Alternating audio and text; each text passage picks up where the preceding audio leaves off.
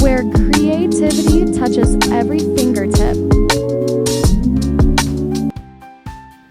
Welcome back, all you beautiful people. So today we are going to be doing a 3D acrylic flower. I'm just starting off by doing a white to clear ombre base on all of my nails. So we started off with that, and now we're concealing it with the clear so that it'll have that nice beautiful transition protected.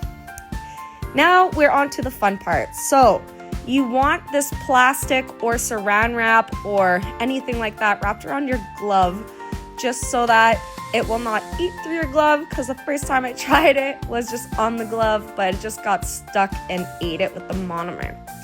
So I'm letting a blob of acrylic slightly dry, and now I'm just taking different tools to kind of mold it into what we are looking for. So I'm thinking of kind of like a chrysanthemum, or I'm not really great with flowers, but I saw this one girl doing this with pottery, so I thought this would be a great thing to try out with acrylic. So it's still a little sticky, so I'm trying to make it work with me on like really getting it to adhere onto the nail and also kind of giving it a little bit of shape.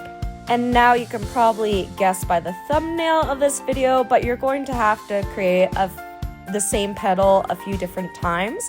So make sure you're grabbing just the same amount of acrylic each time for each petal, at least for the bottom petals, and then the different times and ratios for the top petals so that you can have the consistency of the sizes.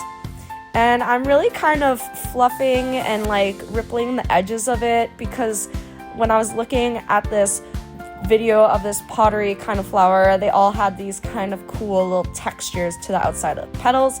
So I'm trying to recreate that, and I'm also trying to create some like extra textures to make it look a little bit more realistic after applying to the nail. So this flower, before all the final details, gives me lettuce really drastically, but like once it all comes together, it's super cute and it's super fun.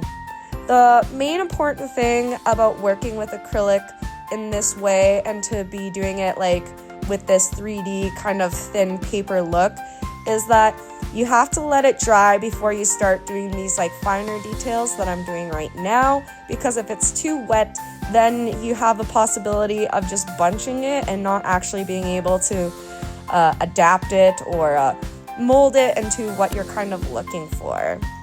So that's looking pretty good. So we did, I think, one more petal after that.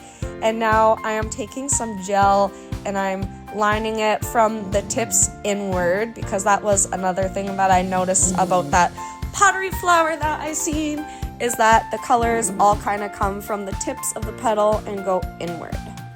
You will cure the gel polish, and now we're working on the upper petals, which are a little bit smaller because we want to create kind of like depth.